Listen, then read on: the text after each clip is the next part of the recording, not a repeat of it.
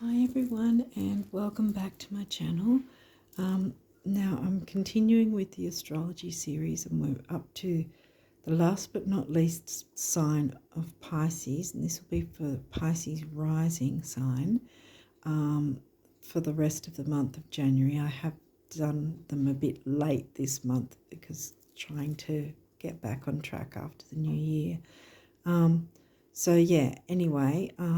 If you haven't already seen these videos, what I do is with the first 4 decks, we look into the astrology of January, specifically for your rising sign, with a view to looking at your chart, what sort of things might be triggering your chart perhaps, or what you might need to put your focus on with your own birth chart in the month of January.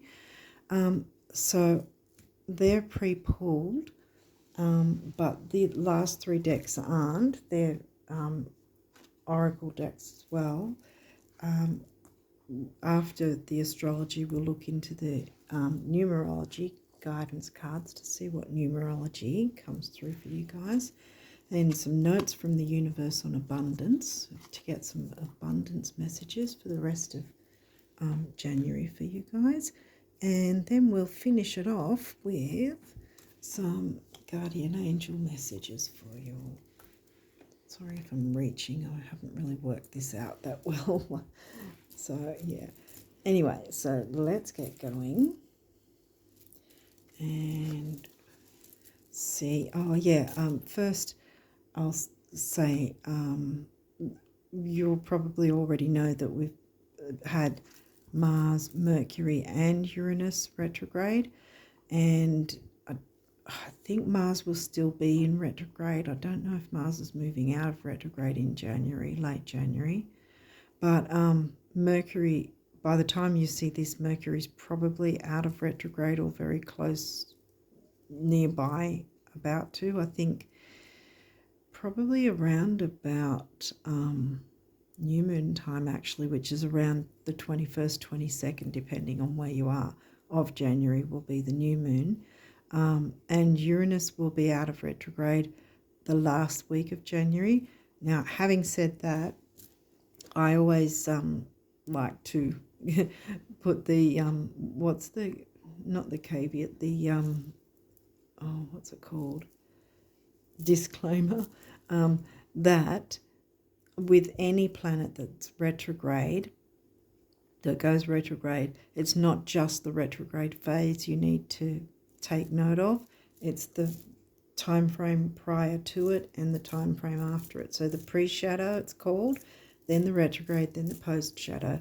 So what I mean by that is, regardless of whether the planets you hear, oh, Mercury's gone direct, Uranus has gone direct, they will still have those overarching tendrils of the post-retrograde, the last part of it, where we've got to collect together the information that we got from the retrogrades and work out where we want to move forward then, that might actually have brought information that can be more helpful for us to know our best way forward.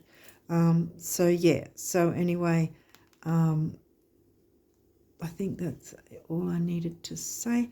So I think we'll go straight in and see what has come up. Sagittarius is in your 10th house, I think. Yep, it's 10th house. Aquarius, or see, for Pisces rising, Aquarius is your 12th house. Taurus is your 3rd house, is it? Yeah, I think so. 7th house. Okay, well that's Libran themed, but it's in Virgo, isn't it? Yeah. Last quarter moon, right.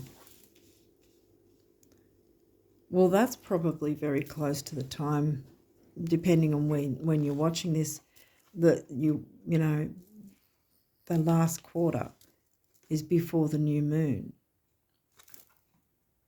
And the new moon's 21st, 22nd, depending on where you're from. Gemini, 4th house. Cancer, 5th house. Aries, 2nd house. Gosh, you've got quite a few cards coming through here. Psyche, that's an asteroid. We'll have a read about her soon. Saturn, okay. Saturn's a bit wanting to put the brakes on. Can often seem like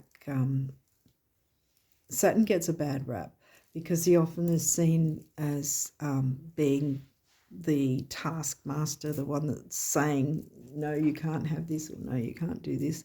But Saturn is kind of bringing the energies of the retrogrades in a sense, because the retrogrades ask us to slow down and take note of things, take stock of where we're at, where we want to go, what information has come to us that can help us, or what we need to stay away from, kind of thing. If some information has come and we've gone, oh, I don't want to go in that direction now, that kind of thing. Neptune, well, Neptune's the ruler of Pisces, and you're Pisces rising, so that kind of makes sense. So we've got Saturn and Neptune. You might want to check out where they are in your chart.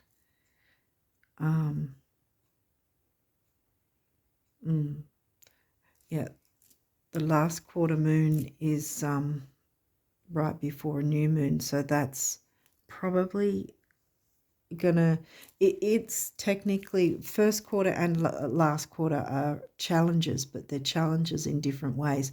First quarter will challenge you to it will ask of you how willing or committed are you to your goals, ideals, dreams, wishes.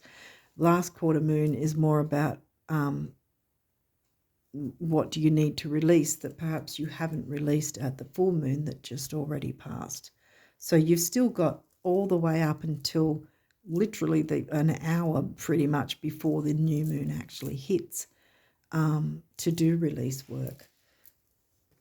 If you work with the moon, what will you read up on? The signs are pretty much straightforward. So we'll go straight into the asteroids here, and then we'll read Saturn and there's Psyche, Saturn and Neptune. Okay, Psyche in a reading points to other people's expectations of us, who we are, and how we should behave is suddenly a topic of conversation. The empathic side of you might be internalizing this, but like the adage says, other people's opinion of you is none of your business. Yeah, don't take it on. Don't take it to heart. Don't feel hurt by it. Water signs can tend to, feel all their feels and whether they like it or not, kind of thing, if that makes sense.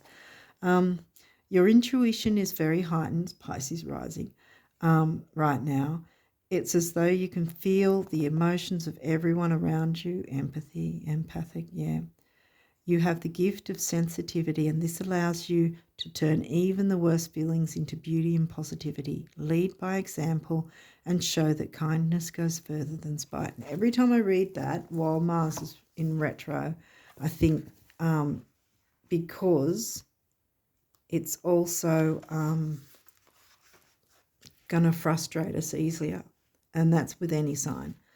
Mars retrograde, because it's forcing you to slow down, where Mars usually, just jumps straight forward, and Mars is the ruler of Aries, and Aries is the first sign of the zodiac, and that's where our rising signs sit, is the first house, the first sign of the zodiac wheel for us, as our birth chart. It's like what we're presenting to the world, what we're showing to the world. I don't know, hopefully I'm making some sense with that. Anyway, let's read what Saturn has to say. 2 steps forward and 1 step back is the slogan for Saturn. Yeah. If he is showing up for you, you are probably in the midst of a major life test. Wow, that can be difficult. It can feel like no matter what you do, you just can't get ahead. This isn't actually the case. You are moving forward, but Saturn just likes to make sure you are certain of your direction. Are you making responsible choices? Are you utilizing your tools to the best of your ability? Make sure you are clear about these things because you will have a final exam. If you are going through a period of chaos and confusion, you need to look to Saturn for advice. What areas of your life can you organize and restructure? What behaviors are no longer serving your best interests? If you can effectively let go of the things that are holding you back, you will have more time to focus on your major goals and aspirations. Yep, let go of the things that are holding you back. Yep.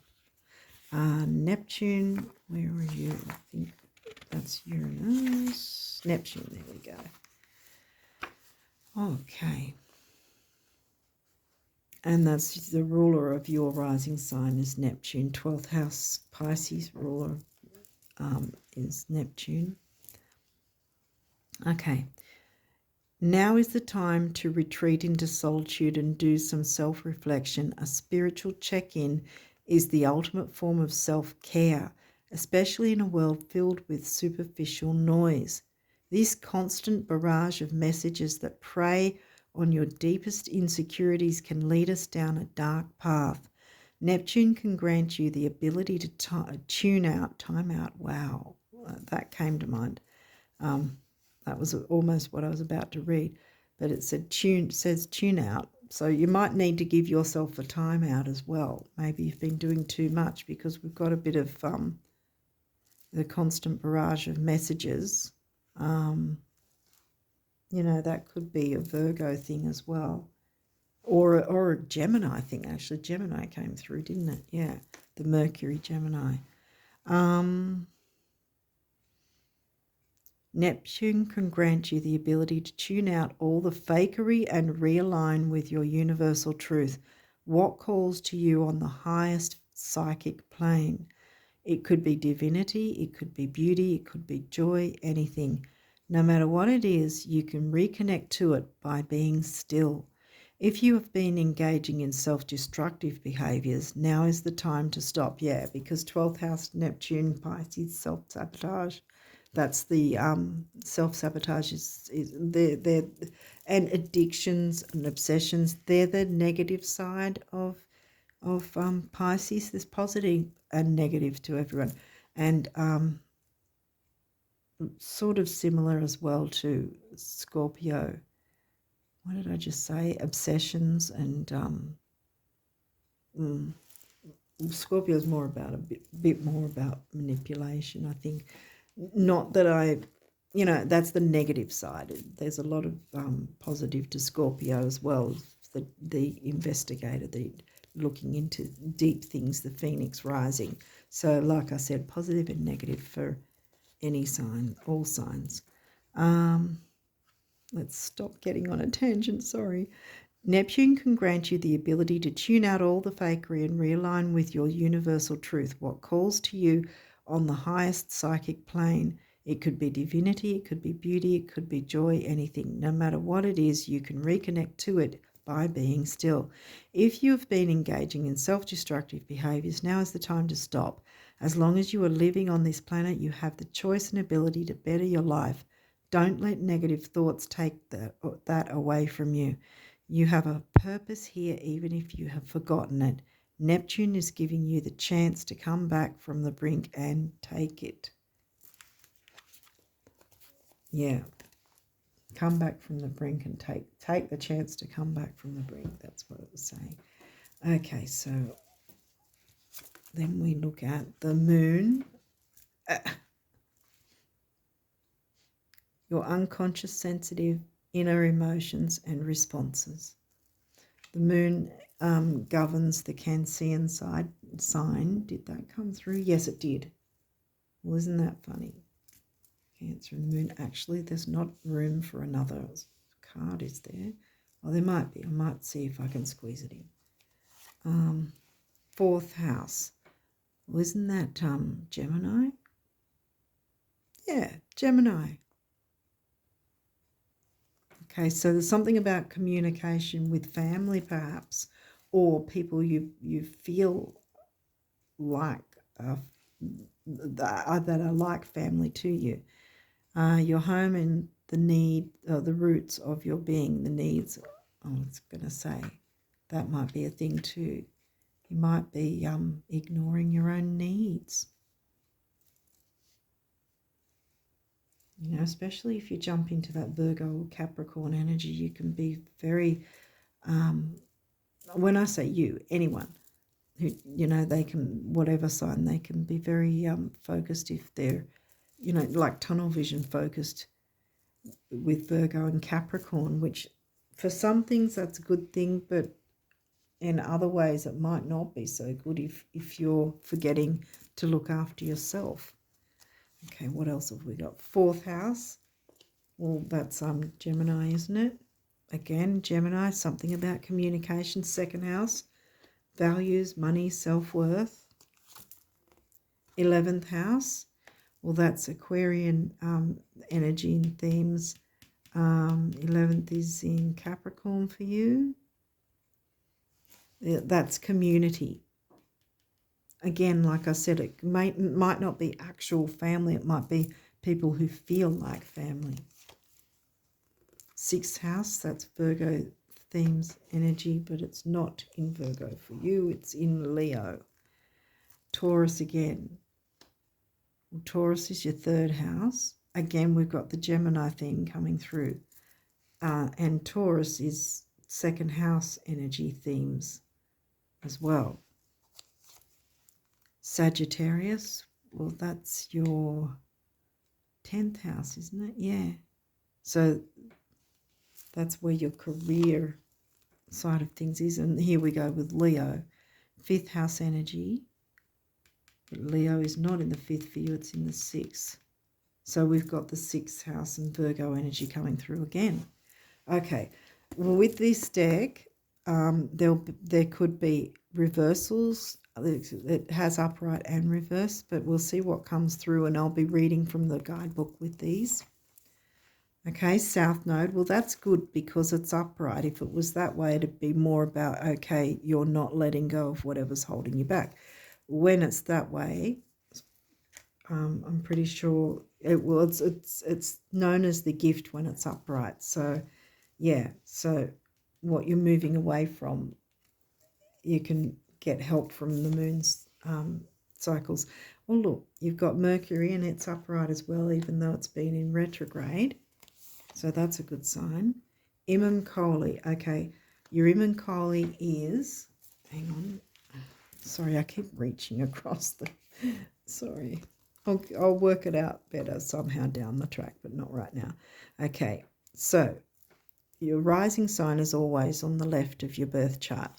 Opposite that is your descendant, so your rising sign or ascendant, and then your descendant. And the idea is that the opposite signs, through your life, you have to learn to like balance your ascendant with your descendant.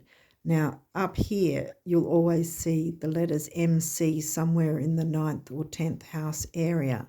And the MC means your working life. And right opposite that, you'll see IC, and that's your home life, which will be 3rd, 4th house, depending on, it'll be exactly opposite wherever the MC is. And again, you know how that's saying work-life balance, like work-home-life balance, the same thing, work and home, learning to balance those energies as well. Okay, so like I said, we'll have a look in the guidebook to see what it says there.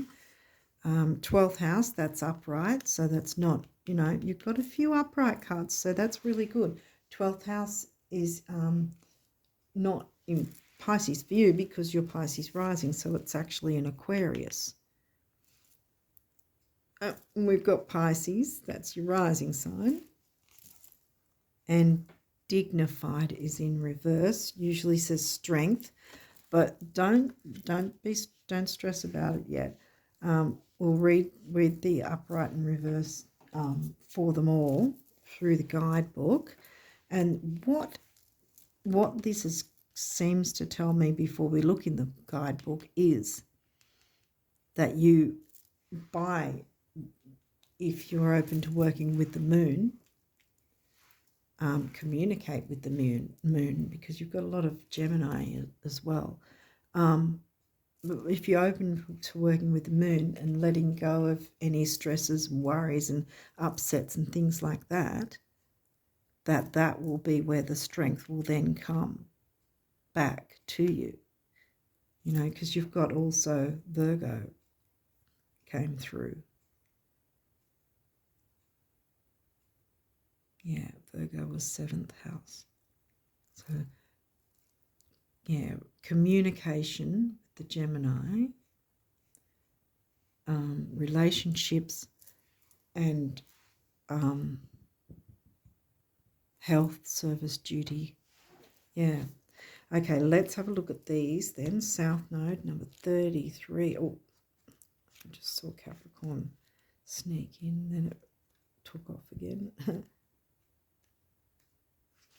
Okay. Now that, like I said, is upright.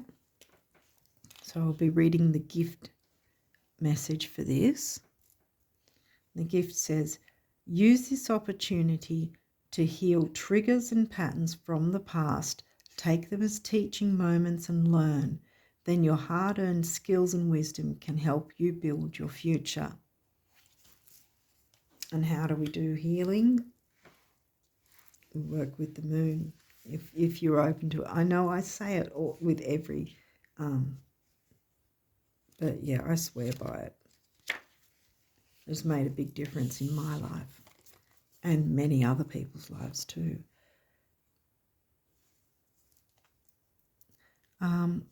Okay, the gift of Mercury is, Mercury was the messenger of the gods. Listen deeply to the messages of your soul, the conduit to spirit, and become the messenger.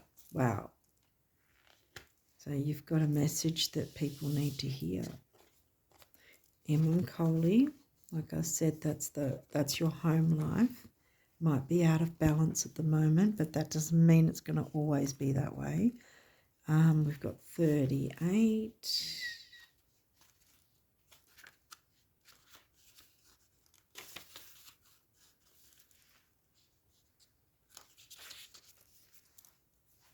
Okay, now, and that says in the challenge position,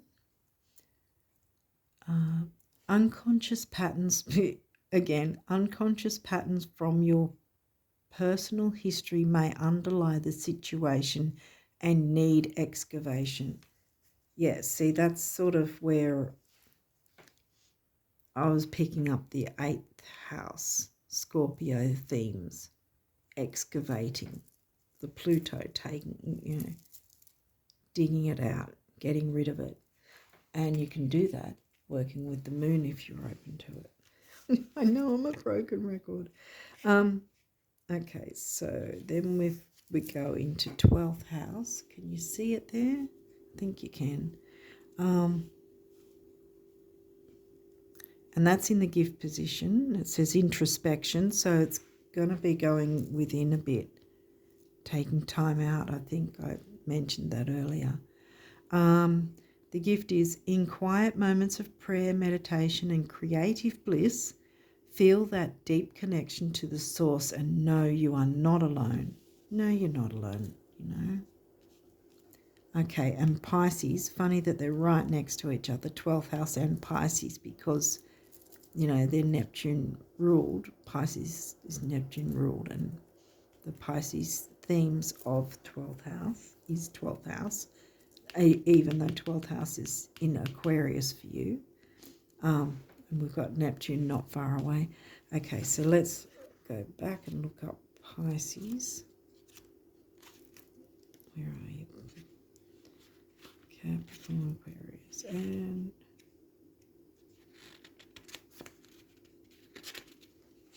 stuck.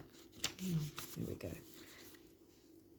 Okay, don't know if you can see it. Maybe you can't see it that clear. There it is. Okay, the gift of Pisces, and it says sensitize.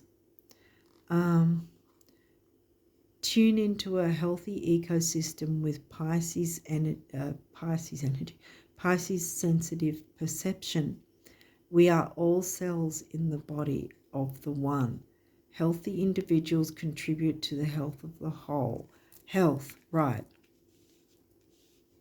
So by taking care of your own health, then you can take care of others in the community who you might consider family as well. You know, might feel like family. Again, we're harking back to that's your open opportunity to let go and clear away before the new moon comes, because there's a lot of good energy to come with the new moon. So clearing away what we don't want is a great idea where we can, even if it's only a little bit, you know. Okay, dignified is, oh, right. Oh, isn't that funny? I think you saw just before it was stuck and it wouldn't move because it was right next door. Okay, so this dignified card, I don't know if it's out of the shot or not, but here it is. It's in the challenge position. It may be tempting to take over. Yes, it's time for you to shine, but bring everyone along with you rather than dominate them. Or you may be left high and dry once this game is over. Wow, okay. So again, didn't we just read that you're not alone? So take others with you along for the ride. You don't have to do it all alone. You can still shine like Leo and Sag would. Yeah. Bring others into the fold, so to speak, or bring others along with your goals, wishes, dreams.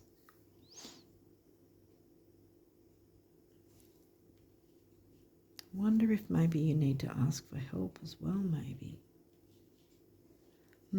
Well, I'll look into the numerology now. See what numerology guidance for Pisces risers.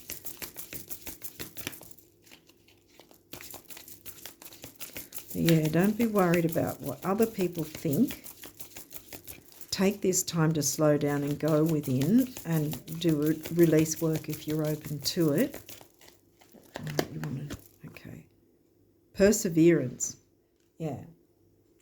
You can still, and 4 is the number of the builder. So there might be some sort of thing that you're wanting to build in some way, and others can help you do that as well.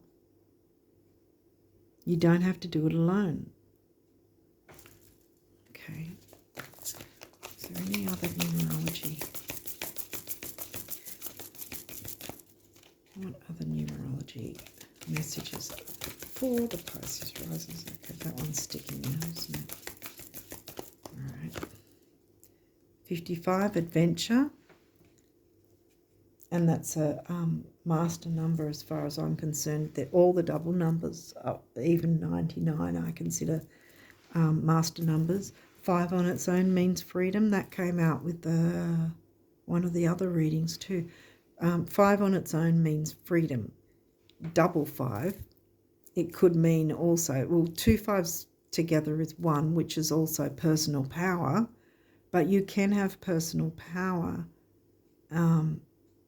working with others. And double 5, like I said, about 5 on its own is about freedom. It could be that by working with others, you're giving them freedom and yourself at the same time. Is there any other messages you want coming through for the Pisces risers? 66, healing. And look, bang, it's right on the moon. And, okay, that comes to a 3, which is action and creativity. And that could be the solar plexus as well, although this is blue, so it's more the throat chakra, heart chakra. You've got a bit of throat chakra and heart chakra. Communication, speaking, Gemini themes. Blue, Pisces, Cancerian energy, the moon. 6, healing, like I said, healing with, if you work with the moon. 6 on its own, it means temporary opportunity, and that doesn't mean that it will never come back again. But also, like I was saying with the 5s, this could be something where it's an opportunity not just for you, but for others. So it's a sort of balanced reciprocation kind of thing going on. But first you need to take time to heal yourself before you can then go ahead and heal others, I think is what's coming through here. And that's not such a heavy-duty thing to have to work on. I mean, you don't have... Chiron hasn't rocked up, so there's not really a thing going on about tough energies going on. I mean, some things you might feel like you're being tested, like one of the cards said. I think it was Saturn, wasn't it? But things will work out. You're not going to be, you know, spiraling into a black hole. And there, other people will be able to help you if you're open to, you know, asking for help and accepting help and working with others, so you're not taking it all on by yourself, because sometimes we can take on a bit too much burden and then wonder why we're just about burnt out. You've got to be careful with your health. Okay, what abundance messages for my Pisces rising friends? What do they need to know for the rest of January?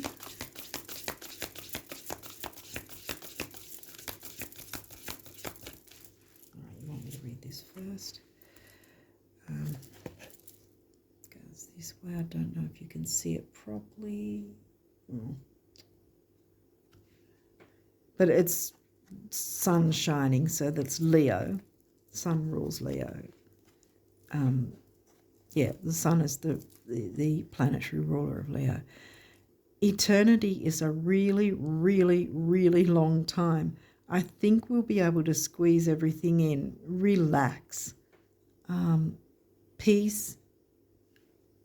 What is it? Peace and blue jeans. The universe. Yes, see, that this deck is set out as if the universe is actually speaking to you, and it's a little bit quirky. Is there other abundance messages for my Pisces risers? Yeah, okay, I want that one.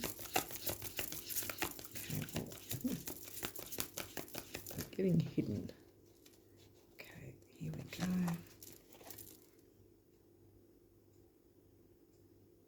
Okay, yep, got it the right way. Okay. Let the status symbols you seek most be self-made adventures, self-made. Wow. That excite you at dawn, challenge you by day and surprise you by night. Self-made being the operative word. Creatorhood rocks the universe. Yep.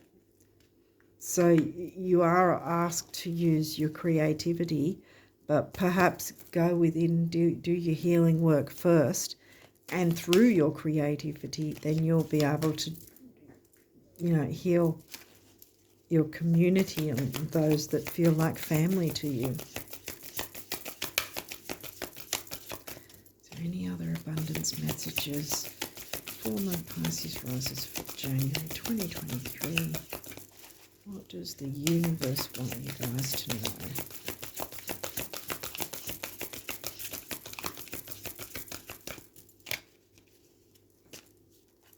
Oh, well, oh, okay. All right. We'll get these two. Hang on.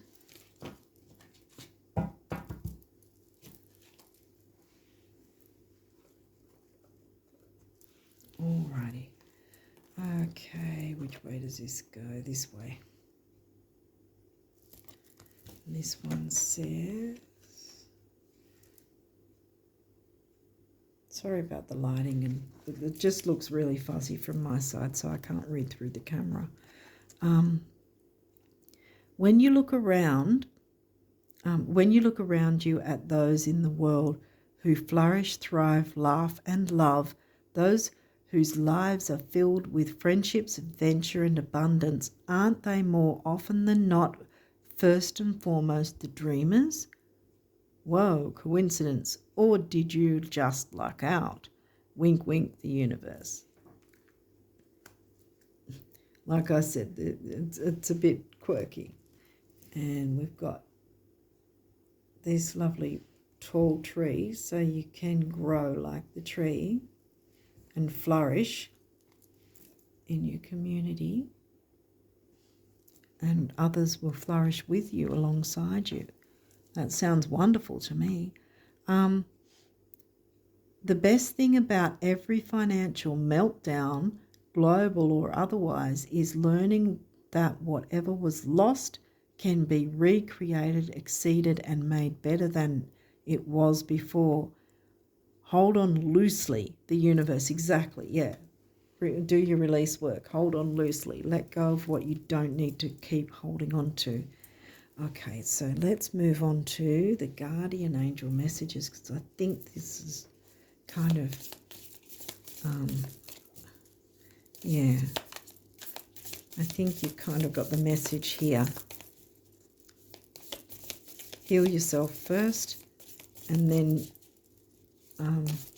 be open to working with others and perhaps getting help from others as well, where possible. You don't need to do it all on your own.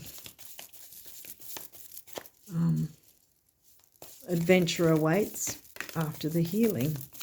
Yeah, I thought there was another one. Is there any other guardian angel messages for the Pisces risers? Whoop. No, that's it, I think. So let's have a look at what we've got. I don't know if you saw that off camera or not.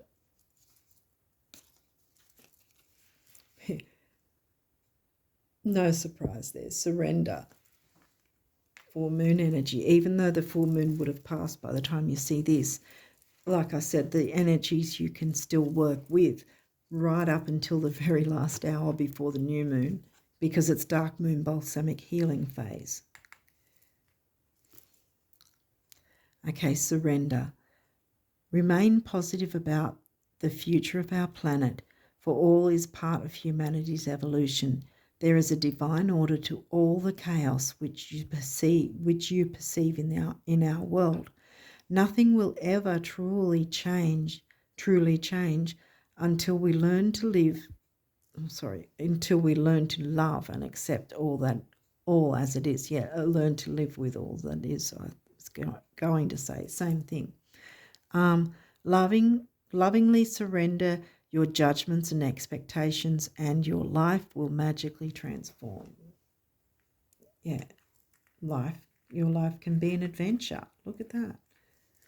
Okay, next we've got affirmation. Oh, sorry. The lighting's terrible. Sorry. Be aware of your language and thoughts. The most powerful statement you can ever make, think, or feel is thank you. Be grateful for all the blessings in your life as we acknowledge the divine order of life.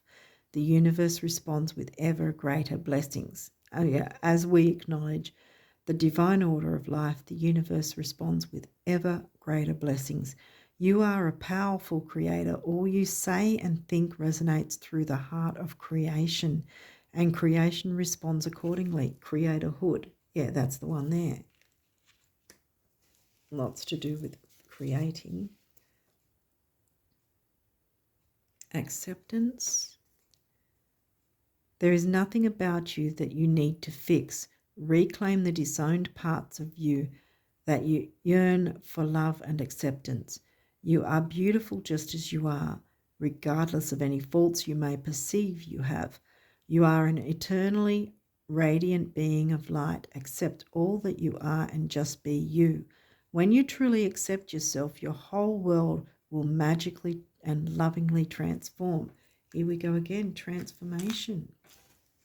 I mentioned about Scorpio 8th house, Phoenix rising energy, and compassion. Dearest one, be compassionate towards yourself, yes. Surrender the self-criticism and fear that has you believing you need to improve in order to be worthy. You are perfect just as you are. The only thing that needs to change is your perception. You will come to realize the jewel you are when you love and honor yourself as you are. Exactly. Adventure awaits. I want to put it like that, with a little bit of adventure sort of sneaking through to remind you what you've got to look forward to for the rest of January. I think that's pretty lovely, actually. Yeah, I think you've got nothing to worry about. If you're open to working with the moon, it's going to be a powerful healing time for you to do that in the next week and a half or so until the new moon comes, because then you've cleared away the negative as best as possible, so you can then focus on what dreams and goals and adventures and ideas and creatorhood that you want to work on with the new moon, what you want to bring forth, what you want the universe to help you out with. The universe is supporting you with all this. Yeah, be compassionate to yourself.